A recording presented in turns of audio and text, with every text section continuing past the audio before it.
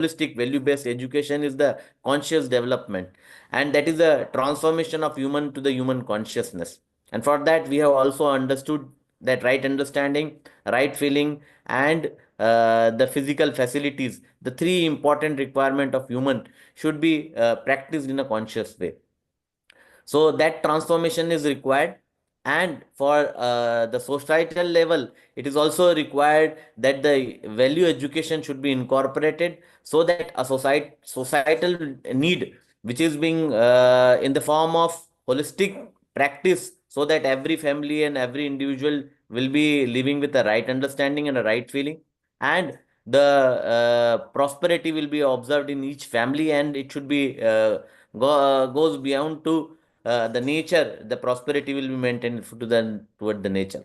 We have also seen the common graduate attributes coming out with this program as a holistic vision of the life, which will be creating the vision in the students.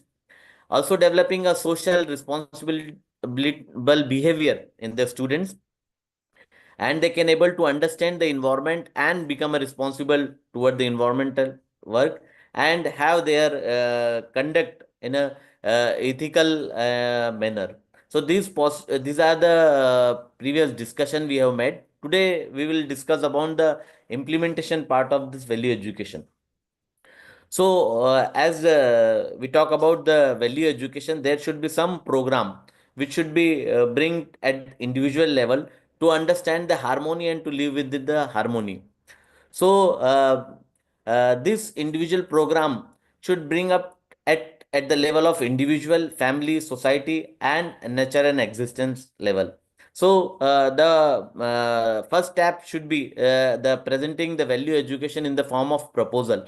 So once a proposal is brought to a individual, then he can verify it in according to their own right. So that will be when he verified according to their own right, they will use their innate faculty, which is being whatever being naturally accepted to that will be discovered, and on the basis of their right understanding, they will become to come in the harmony, and the feeling and thought will also being aligned with the harmony. So this particular part incorporate the self exploration in the individual. So the education should be present in the form of proposal, so that the self exploration within the individual should increase. That will bring the harmonious behavior and harmonious work, and harmonious participation at the larger order. Once this self exploration increases, then an individual should become aware about its desire, thought, and expectation at a moment, every moment. As this self exploration can't be become for a only for the course period or for the workshop period. It should started the proposal should started the natural exploration in within, which will bring the self awareness at their own desire, thought, and expectation, and that will mean the transformation. While looking to our own self, desire, thought, and expectation with our natural acceptance, we can easily observe that that whatever desired, unwanted desired coming, whatever undesired expectation which is coming with the other human beings and with the nature, can be easily evaluated, and that desire, thought, and expectation become according to the harmony. So three critical steps which are being involved, that is self exploration, self awareness, and self evolution. So once started the self exploration and self awareness, one can easily transform that what I am, what are my desire, thought, and expectation, and that will build the competence to live with the human beings and with the nature. So when this program is at the level of society will increase, that could be discussed with the in an informal manner, say as a webinar, seminar, or a conferences with the pupil education program with the adults, such as it would be introduced to the parents, teacher, and policy makers. And once it introduce the policy maker, they will bring the clarity about the right understanding and the right feeling. Once that is incorporated, the second step is to bring it into the form of program, education sanskar program for children. That should be incorporated as a course in academic curriculum, and some society relevant project should be included, some experiential learning, project based learning, and a conductive environment to be provided, which will help the students to develop the right understanding and right feeling. And for from that, a pupil with the right understanding and right feeling will be found with the definite conduct. So that will help in participating at universal human order. Once this education sanskar program is built, a third can be, it should be introduced at all the level of the society, at the not only at education level, at all the level. So that will bring to an undivided society a universal human order program. So that will fulfill the human goal as a building the right understanding and right feeling in each family, and prosperity in every family, with fearlessness in society and coexistence in the nature and existence. If we look toward the this program, if I go with the pupil education program, one person take a 10 years to develop with the right understanding and right feeling. In the next 10 year, it will goes to 10, and in a 100 year, it will go across to a 100 CR. But when we introduce this education program for the children's, it will take only 50 to 75 years to educate all. But when we introduce it to the all the societal level, it will take only 25 to 50 years to develop. So it will start with the family. It will start to work with the family, and it will come up with the family cluster. So a family and family cluster living with the peace and harmony can develop a village and a village cluster that will lead to the developing the nation, which is living with the value, which is holistic, practicing with the sustainable development practice, and that will lead to the world family. So this program can be brought at the institute level.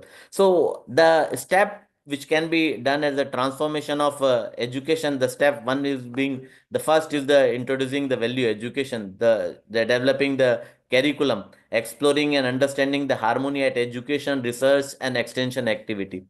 And the second step is when it completes, where it should integrate with the human values in across all the subjects, all the courses, all the areas. That will bring as a value based education.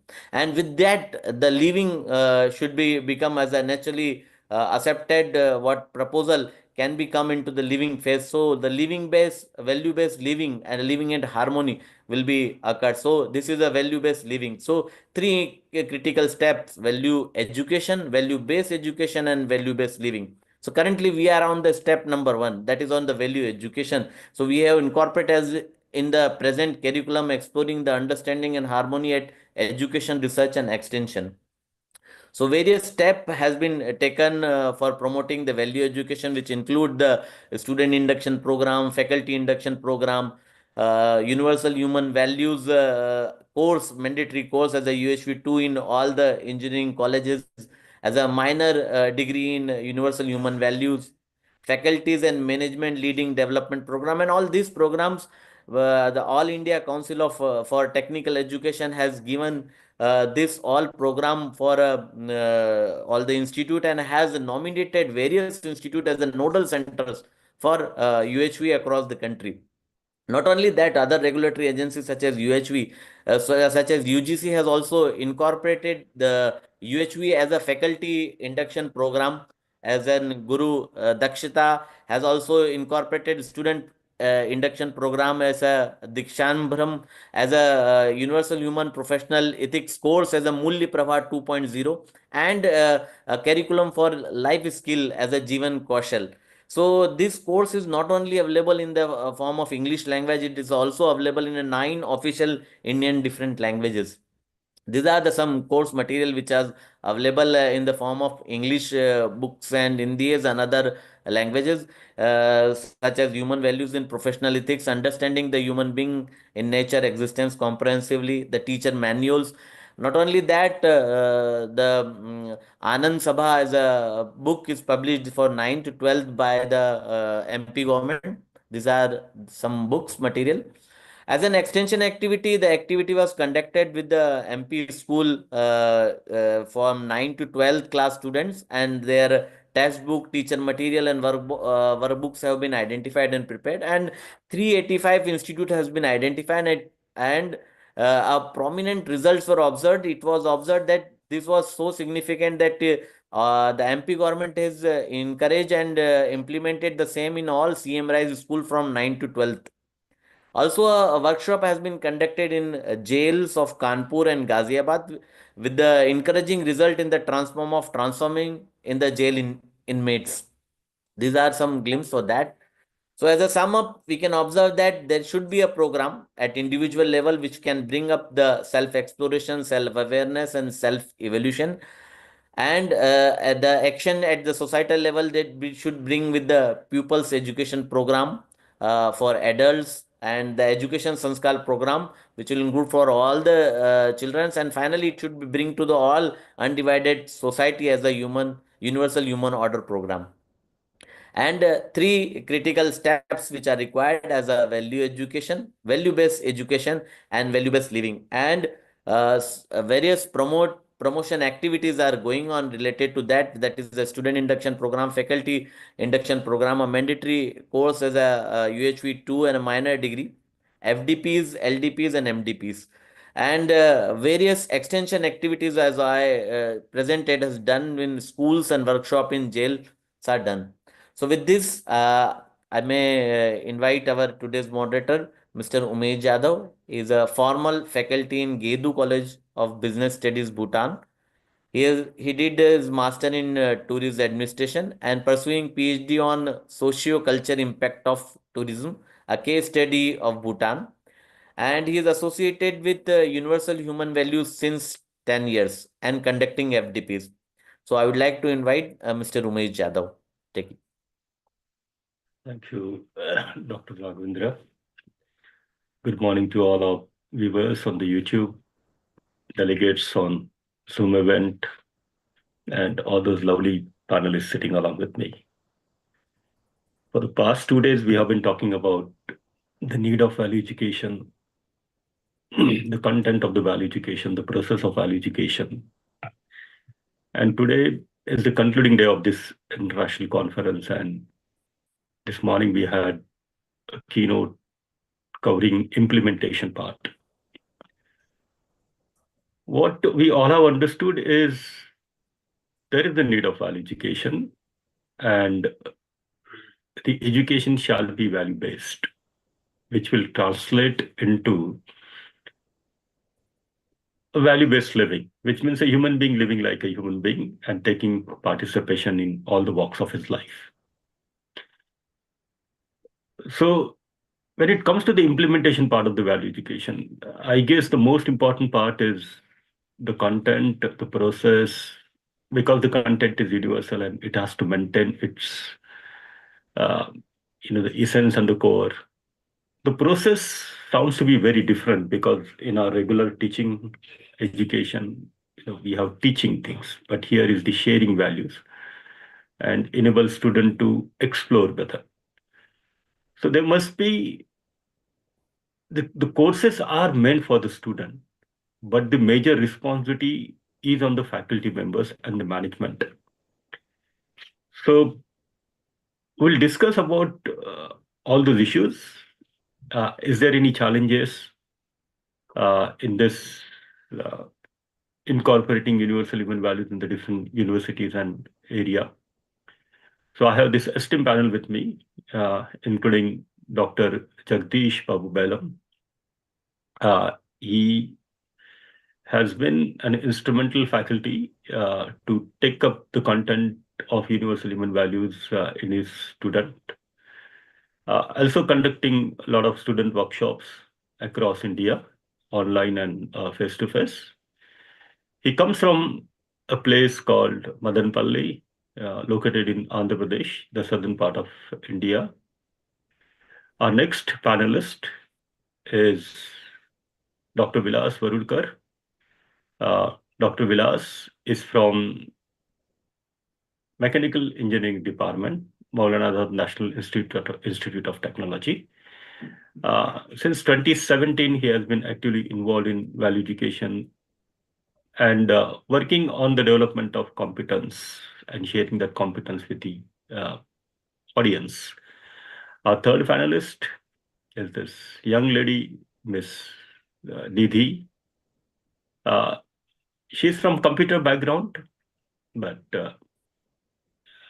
computer has become an important part of our life. But it's the software, the human being designs, and she has realized the software which runs the human being, the conscious. The designing of the conscious is more important than the designing of the hardware and the software of the computers. And she totally involved herself into imparting value education as a UHV teacher and as a UHV resource person. She has been connected with universal human values since 2020. Our next panelist is Dr. Anita. Dr. Anita is from commerce background. She has completed her PhD from Shivaji University, Kolhapur. Being head of a management institute, she experimented the principles of universal human values while doing her administration. Um, she also doing lot of practice at home with her husband and with her uh, young girl. So this is our panel today, and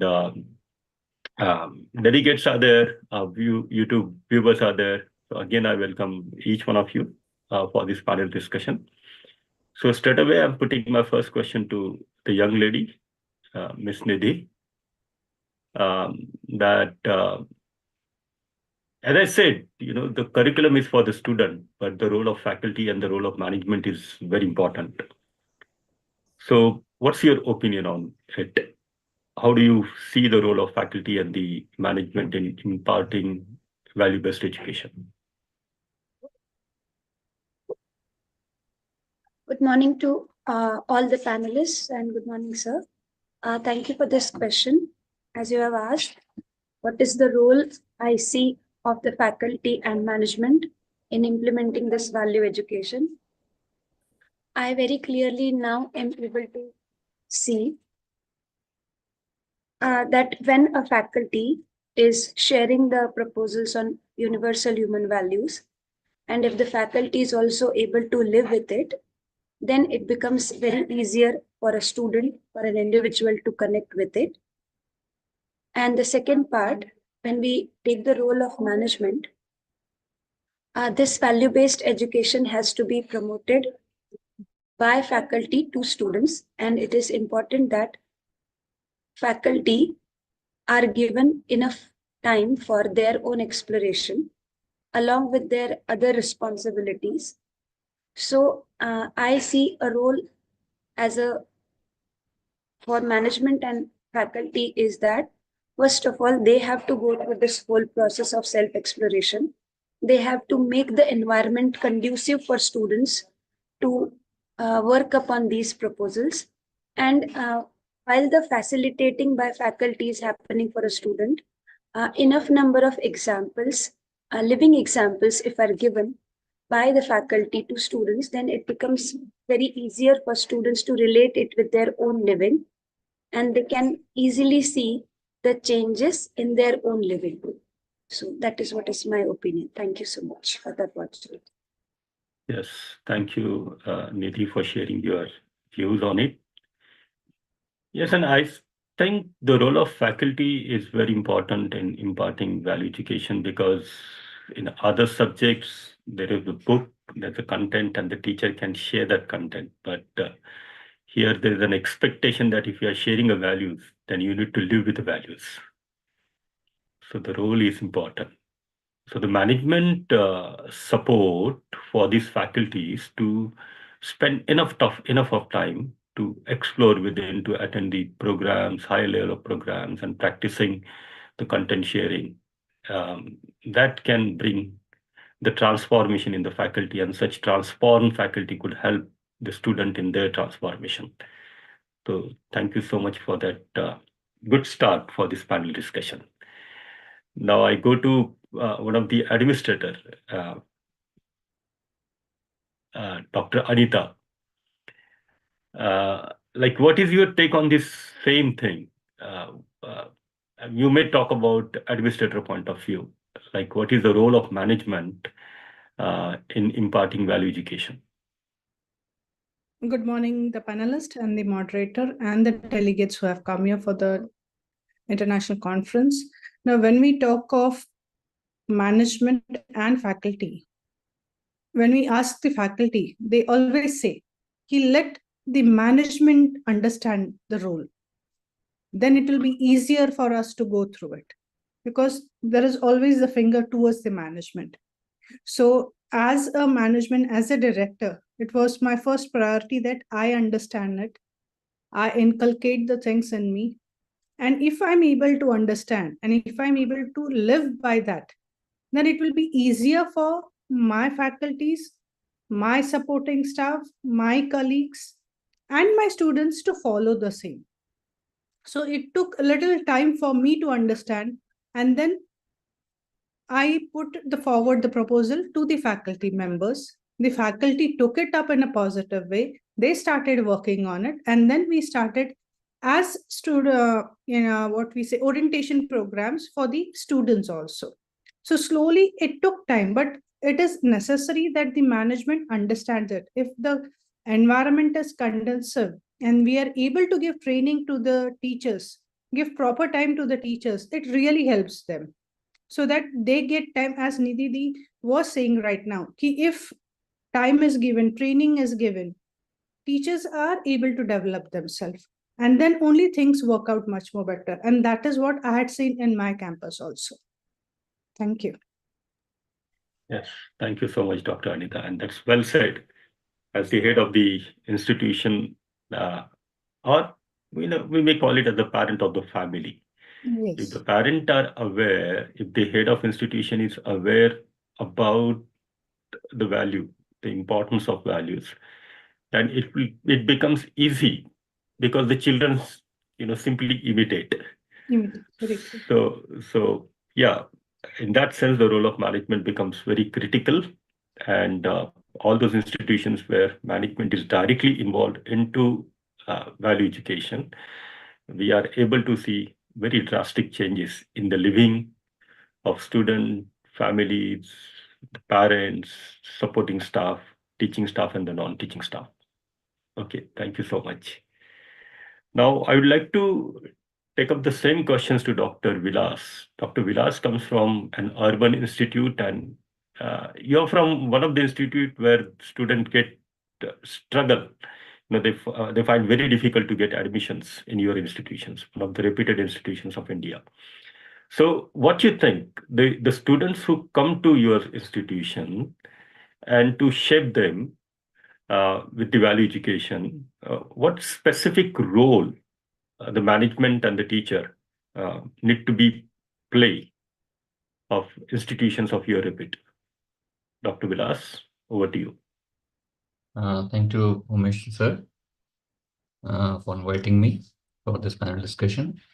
So as we already seen, the importance of value education and throughout the country, and in our institute, certainly it's a very reputed institute, and we find very brilliant students over here.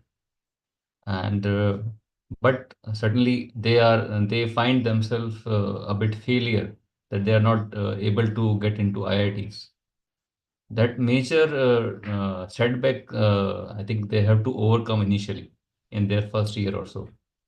And in that, if we introduce this student induction program, and they certainly feel very cool that my ultimate goal is to be happy. And initially, if they found that I want to be happy and this was just a means, whether I am studying at an IIT or NIT or any other institute, but my ultimate aim should be to be happy. And if they find that the priority should be of the right understanding firstly, and then relations, and then comes to the part of the physical facility, And they also, if they find that the physical facility is not just to enjoy, but it is for the conscious development part as well. It is the helping part for our conscious development. Then I think the part which they have a setback that they were not been able to get into IITs, and IITs are, if they were studying at IIT, then they will be getting a better package than what they will get at NIT at the end of the course.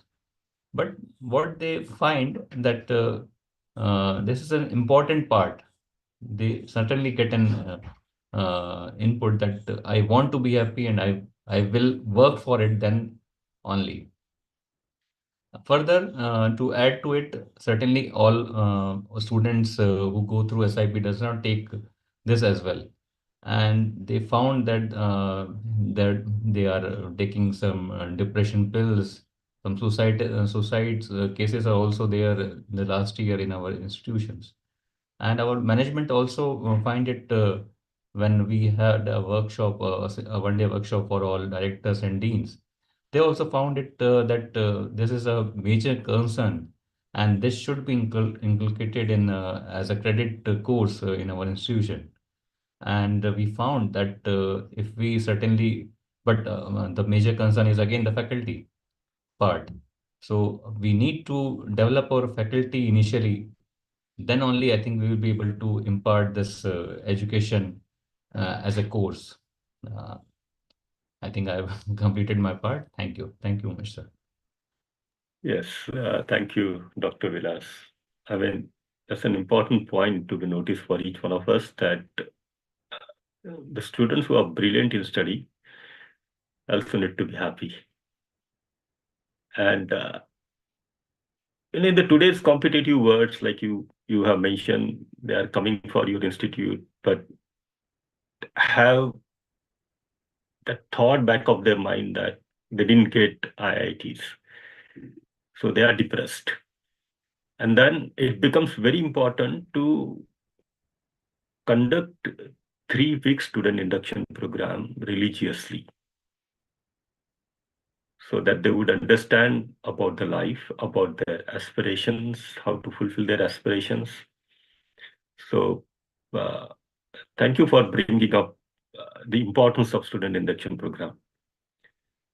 Now I'll move to the another institute, which comes from sort of a rural part of India, and may not be very brilliant student, entering into this institute, but aspirant student. Each one of us has got an aspiration to make a career and to live a good life. Dr. Jagdish, what is your take on this? Like, how the role of faculty and the management becomes important when we deal with the students who comes from rural background or the semi-urban background? Yeah. Good morning. Over to you. Good morning, Umesh sir. Good morning to all the panelists and delegates. So, as we have seen in UHP point of view also, these 3 steps are very important for faculty. That is, every faculty has to go through this content and continue the journey with self-exploration, self-awareness, and self-evaluation. So, this is very much important. Then only we can understand the competence of the students coming from rural background and help them. So if I take in my case, many students, when I am sharing these values, they are finding very easy to come to me and share their problems, concerns. So it is very important for every faculty who is mentoring the students also has to go through this UHV content so that they can guide these students in the right direction. And this faculty who is going through this FDP should continue this journey. It's not only taking certificate and completing the course. So the continuity is very, very important. Otherwise, what happens? when they share these values, they might bring their assumptions into the content. They may mislead the students. When it comes to the management, as you already mentioned, that conduction of 3 week student induction program is very, very essential to set the direction correct, to fix their goal. And also, the management has to attend, as Anita Madam is also saying that they have to go through one of the FDPs. Every faculty, when we talk to them, they say that first this course has to be given to the management. So one of the like MDPs are going on or LDPs, so they had to attend. Then the process becomes very easy to take this course, and they had to give this priority to this course uh, because this is need of the hour where we have seen so many concepts. So if we give this, then this will be very smooth transition introducing this course, and it will help all the faculty, all the students, and also in larger society. So this is how I see the role of faculty and management. Thank Thank you. Thank you for your views, Dr. Jagdish. Yeah, the faculty become an important part in, when it comes to the inculcating value courses or imparting value education. So the faculty orientation, encouraging faculties in participating different level of workshops and then the follow-up programs so that they would remain in connect with the content, exploring continuously and then sharing their exploration understanding with the other. And that is what you have been doing as an individual and at your institute. So thank you for sharing that implementation part. I take up the same question to Dr. Raghavendra, but just would like to know about what Dr. Jagdish said. The faculty orientation is important. The faculties follow after the workshop is important. So, as institute, what you are doing, because you are one of the institute of India focusing more on faculty development and have conducted so many workshops. So, what strategy you have adopted as a management and as a faculty for the effective implementation of value-based education? Over to you, Dr. Raghavendra. Yeah, thank you, sir. I think I do agree with the other panelists also, and Dr. Jagdish and Dr. Anita already told that there is a utter need to faculty to go for this FDP. Actually, if we look toward the teaching, I think teacher is a role model to the students, and if he is a role model and he is an educator, he need to teach in a such a way that it should bring the holistic development of the student, not a skill part should be developed. It should be holistic development. So he should become socially aware and can able to participate at all the level of the society. So what we did is we make a universal human values cell, and that was our important event, which was helping in that direction. That cell has made some compulsory participation of the faculty members, and our cell has made then when the FDPs, then it was approved with that all the faculties need to go with that. Then we make some small groups where every year we conduct minimum 1 or 2 or 3 FDP programs in which the faculty members goes through that, and once they goes through that, their exploration started. With their leaving, a student get motivated. Now we have introduced in a previous year we have introduced the course as a mandatory course in our syllabus also. Now when it introduced as a syllabus, now a student need to teach by the teacher. Now a teacher came up with this, that they need to train with this program. So now our universal human value cell itself is giving the sessions with the teachers which are available there.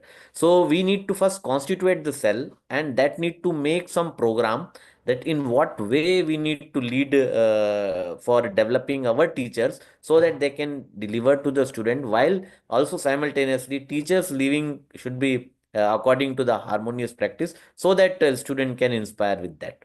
So in my opinion, we need to constitute one cell which should work on this.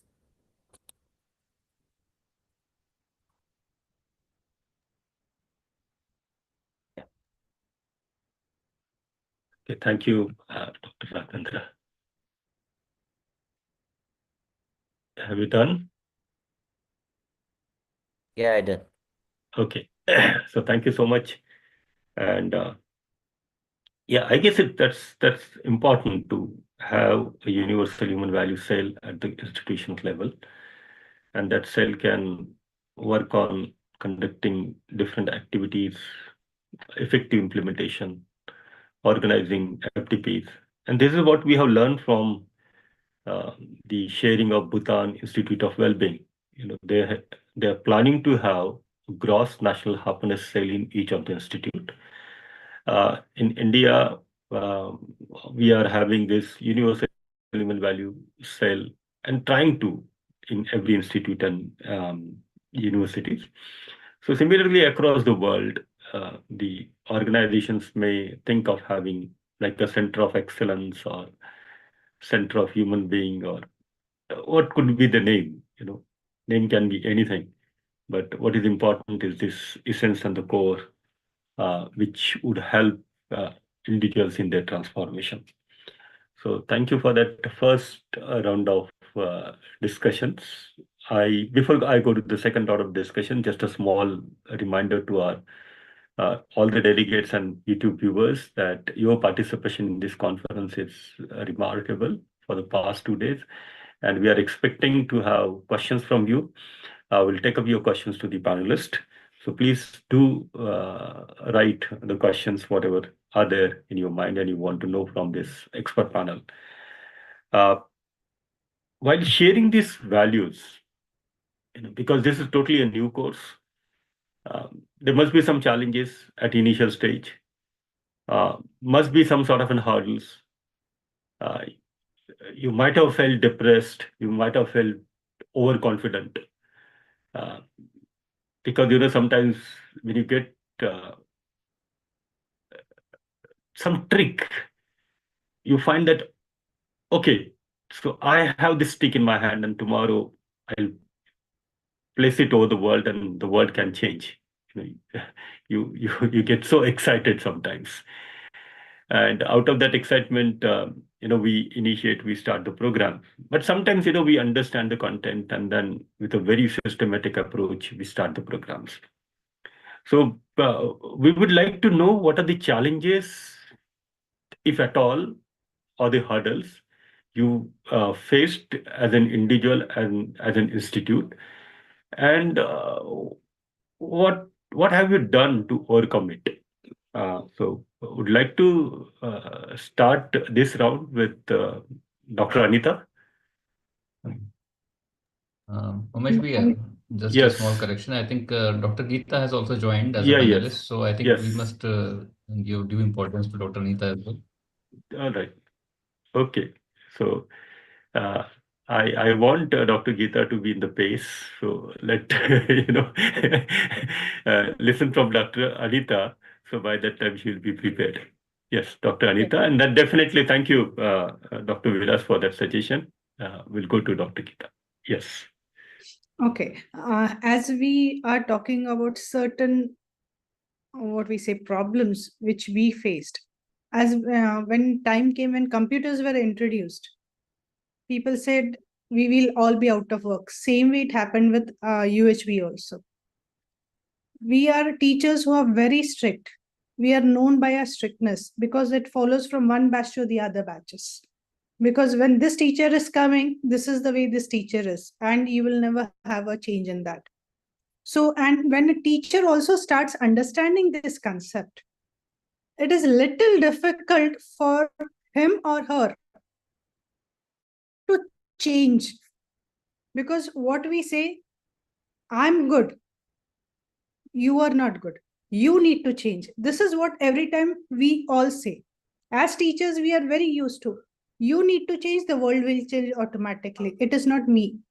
So simultaneously, when we are doing this, this was the first thing, that is resistance to change. We had faculty was very strict and he used to shout at students. Now, once he underwent the things, slowly changes did happen. Earlier, anything, why? Why are you not sitting? Why are you not standing? This used to happen. But with the change, he started developing himself. He started attending the course. He started attending the sessions, the meetings. Slowly, the things started changing. The same thing I had seen in myself also. Earlier, anything has to erupt. It has reduced. The same thing was with the faculties also. Now, their students are able to go and meet the faculty. They're able to ask their queries. They're able to solve it. So this is certain times resistant to change from faculties there. Secondly, certain times proper training is not given. When training is not there and you just give them a subject, teach this. For us, our technical subjects are very easy. Read, say, it's over. Nobody will question you. Here in UHV, it does not happen the same way. It is little different. First, you need to work on yourself. You need to see whether it really works. If this is a particular situation, do I react or respond? So in my meetings, half a minute. During my meetings, I used to say, don't react, response. So the word started coming up. It is very simple. Don't react, start responding. So I used to tell the parents, I used to tell everyone. So when my temper is to go up, my faculty said, ma'am, can you also respond? They start pinpointing you. So there are certain ways we need to work on also. And there are certain, but if we start, things work out very well. Thank you. Yeah, I think that's the biggest challenge to live with the values. I mean, I can imagine if the class has become indisciplined and the students are talking to each other and a teacher is shouting and screaming and asking them, you want to live with the feeling of relationship or a position. But the overcome strategy, what you have mentioned, that's important. Like we all are teachers and teaching our core subject, and we studied our core subjects for minimum 5 to 7 years. I mean, why do 5 to 7 years, from all our primary education? So we spend almost 20 years to get an expertise and teaching our core subject. So expecting a faculty to share the content of universal human values by attending 1 or 2 workshops, I guess that's very heavy expectations. And to overcome such challenges, the continuous support and encouragement to attend more and more workshops, the weekly meeting, the follow-up sessions, the morning sessions, these are all very important. So thank you for that. Dr. Gita. Yes, vanakkam. And I'll take the same question to you. That as a faculty of universal human values, have you faced any sort of challenges? And if at all, then what planning you did to overcome it? So over to you. Good morning, Shri Umesh. Good morning to other panelists and delegates. First, let me sincerely apologize for being late. Coming to the question directly, yes, initially I do face resistance in my institution. The biggest resistance was from my own faculty members. When I was putting this as a proposal before them, the first question was, why us? It has to be taught to students. Then why for us? So that was a question from most of the faculty members. And what they are thinking is, when the content is only for students, let it reach the students directly. We don't want to play a role. So that was a big resistance. And most of the faculty members, they presented only this view. Then slowly, I just put the proposal, okay, fine, I do agree. We all are very familiar with values. We have been brought up with values, fine. Now we have to take the content forward to students. Now tell me, who is going to take the content forward to students? So that was the question I was putting before them. The staff members, they took a pause. They explored. Maybe after 5 or 10 minutes, they were able to see, yes, if we are going to put the content before our students, we have to take it forward. Then I could see there was a support, there was acceptance from the faculty members that they have to undergo the FTP so that they can take the content forward to the students. And I also put before them that this UHV contents are in an organized fashion or in a structured fashion. Yes, we as faculties, we are familiar with values. We are familiar with morals and ethics. But this UHV contents, we are new to this UHV contents. So let us first go through the FDP. Let us first explore within ourselves. Then comfortably, we can take it to our students. Like that, I was sharing with my own faculty members. There was some resistance from 2 or 3 faculty members, but majority of them, they have agreed and they started to volunteer themselves to attend the FDPs. After a year or so, I could see many of the faculty members, they have successfully completed the FDP. Yes, now they are happily sharing with our students. So this was the challenge I was feeling, I was facing from my faculty members, and that was overcome. With respect to students, I think I can happily say they are open-minded to listen from all of the faculty members. So the challenge was from my own faculty members, and that was resolved, Dr. Umesh. Thank you so much for this opportunity. Yes, thank you. I mean, what a big confusion that the content is for the student, but not being able to understand that the faculty need to be developed for that. So if you have books and if you have PowerPoint presentation, if you have video audio lectures, but then who is the one who is going to take this? It's the faculty. And listening to Dr. Geeta's sharing, what I understood that she kept working within herself and she kept proposing to the faculty member. So some of those faculty who had a initial rejection also attended faculty development programs and doing their volunteering for the societal transformation. So thank you so much. I would like to take up the same question to Nidhi. Yeah, the challenge is as a faculty, right? But then a faculty is also a human being. So basically, what are the challenges you have faced as a human being, playing a different role, wife, mother, teacher, friend, and relatives? And are you able to overcome it completely? If yes, then what was the tool? If no, then what are you doing? Thank you, sir, for this question. As an individual, the challenge which I was facing was once I went through the proposals, I found it to be very useful. And I thought that I need to convince everyone so that they also start learning about values. So initially, I went with lot of force to everyone and I said, please do the workshop. Please understand what I'm saying. That was the first thing. And then after a discussion with my mentor, I could see that this convincing is not going to work. First, it has to be there in my own living. And then once they see that it is helpful, then they can come for it. So that was the first thing I faced. Then the second thing was when I went through proposals, I thought if I'm able to go through it, if I'm able to live with this feeling of relationship, the other who has already gone through workshop, why they are not able to do so? So that was the second thing. And then I could see that as it is taking time for me to explore a proposal, the same is going to happen with the other also. The amount of time for both of us may vary, but the time is required. So that was also okay.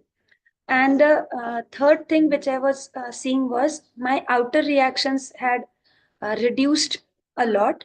but the inner reactions were very much strongly working within me. And for that, I needed a lot of support. And this particular challenge I was able to overcome to a little extent in this way, that I kept doing this volunteering work. I kept working on the proposal sharing part. And every time I was part of volunteering, every time I was part of content sharing, I got this opportunity to explore the content within myself, and the shift was also seen in my own self. So now people around me were seeing that I am okay. And then with this volunteering and regular follow up meetings and content sharing, I could see that inner reactions within me were reduced. And then the first challenge which I was seeing, that I used to force everyone to listen to it. I used to go to class, and if the student is talking, I felt very hurt that this is so important. Why are you not listening? I remember there was one student who used to sit at the back, and he would just head down and will rest in the class. So initially, I thought I have to take the student out, but then I am able to see that with this feeling of relationship, I thought, let him be just there. And I remember it was my first batch, and he got connected when we were discussing about the existence proposals. So amount of time each one of us can take is varying, and I have to be there with my own self and with others also. And this awareness and exploration is the tool which is going to help me. And of course, I am not completely able to work on it, but I am in the process, and I am assured that this process is working. So that's all from my side. Thank you so much. Yeah, beautiful. Like I got this two understanding from you sharing. Number one, I want to be in the continuous state of happiness, so the continuous efforts are required for that. And number two, that there is a possibility that I have understood something, but I have taken time to understand. Similarly, the other is also going to take the time to understand. So if we give space to ourselves, if we give space to the other, uh, and keep working on our clarity within, then we could be the help to bring that clarity into the others. So thank you for that insights. Now I go to Dr. Jagdish. While sharing the values with the student, as what I'm able to understand that the teachers get develops, the teachers get more clarity. So there's a possibility that you might have experienced the similar thing. Um, so would you like to just brief about what are the changes as a teacher you are able to experience within yourself, and how it is helping you to connect with the students in your classroom? Yes. So maybe your experience, your Yeah. sharing. Thank you. So the right thing is that the sharing the values. It was not happening initially. I take this class which I have taught some core subject. I take the same class UHV. So I was very strict, and everybody has to listen to my class. And I go to the UHV and I think the same. But with feeling of relationship, and I am seeing this proposal trust, that doubt and intensity is mistrust. Then if I am having this feeling of opposition, then this is not working. So with feeling of relationship, if I am taking the session, then it is reaching to the students, and the students also comfortable. So this one doubt and intention, I am able to see within me, that is creating these anger issues. So that I was able to come out of that. And also now I started to see that the other is similar to me. So I'm not differentiating either it is student or principal or my colleague or a security guard. Now I'm not able to differentiate. I see that the other is similar to me. He is also coexistence of self and body. So that is that change I am able to notice, and I am able to see that it is helping me.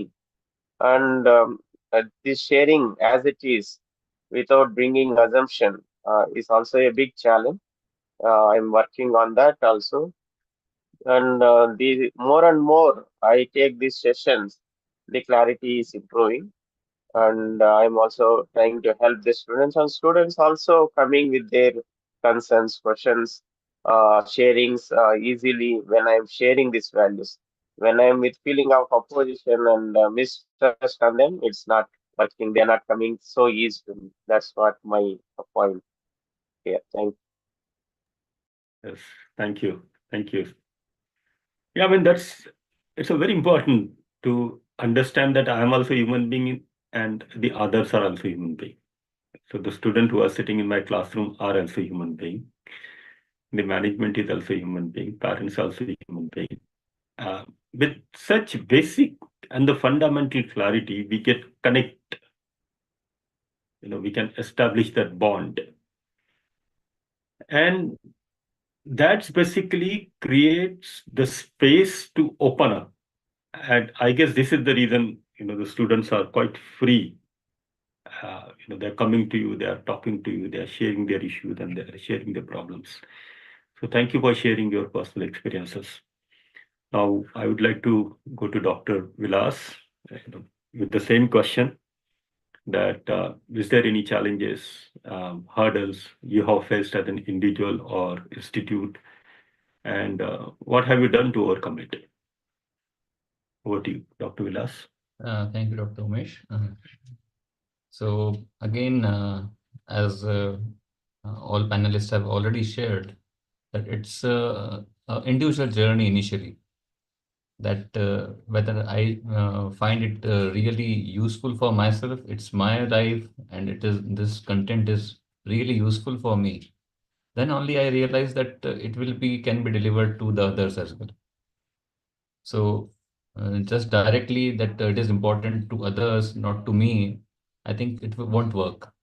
So firstly, we need to find out that it is the proposal which I have received, and it is really important to me.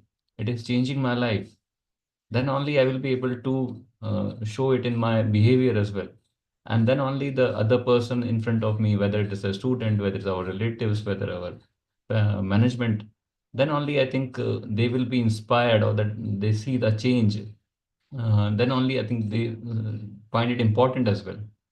And further seeing that, again, I am saying that I am also looking after NCC of the institution. And whether that in that we have to just order, and the cadets or the students have to obey rightly, nothing else. They don't have to question the orders. So from that part to giving orders, or giving in the form of proposal, it is really a change in me. I find that the other person is in front of me is also wants to be happy, is a human. And only thing is that he has not experienced, or the right proposal has not been put through him, put forth before him. So if this understanding comes to me, then I feel that that this proposal, when I have received this proposal, I have also taken some time, and finally committing that this proposal is important to me, and it is bringing a great change in me. Then I think I will give the person in front enough time as well to listen to it and further explore it and then change. So that's all from my side. I think, thank you. Thank you, Mr. Yeah, thank you, Dr. Vilas. And the one thing is common, that initially when we start sharing the content, challenges are there, but you can't get anything without an efforts, and with the efforts only the challenges can be overcome. We are running short of the time, but I would Just, like to appreciate. Yes, just the small addition to it. yes. I have been experiencing this content in 2017 initially. And what I found various changes in my life as well. And what I can find my spouse now in 22, 23, you can say, has been associated with with this content as well. And she is also participating in the Rajana Sansthan MP government programs as well. So what I feel that I had given enough time to her as well. That just see that what changes you have found in me, and then further she accepted that it is a great content and need to be explored.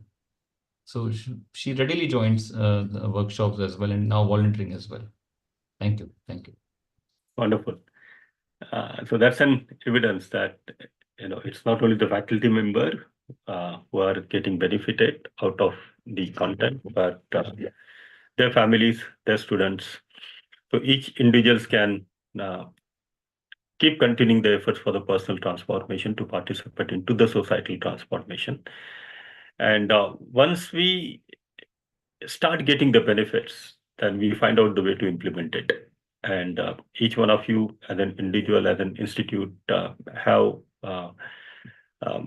adopted wonderful planning and strategies for the implementations of the content which can make a human being happy and the world happier. So thank you, you all, for your participations. As I mentioned that we are running out of the time. There's a time constraint, but thank you all of our YouTube viewers. Thank you all of our delegates. I can see there's a flood of questions on the YouTube, but not being able to take up all those questions. Tech team is there. If tech team can be on the video, if possible. If not, then I want to take. I want to capture this moment for me. So I'm taking your photographs.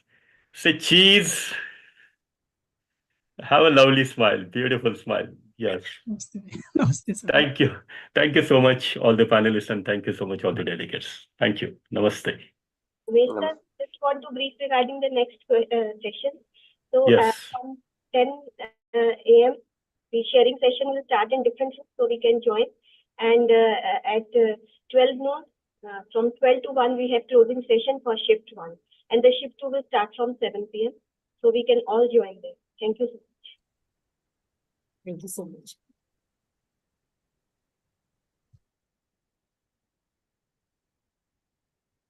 Umesh Bhaiya, your mic is muted. Can we go backstage then? A minute. No. Okay. Ready? Lovely smile, beautiful face. Say cheese. Thank you. Namaste. Namaste. Namaste. We can move backstage. Okay. Move backstage, or we will end this webinar. So we can end now. Thank you. Thank you. Thank you.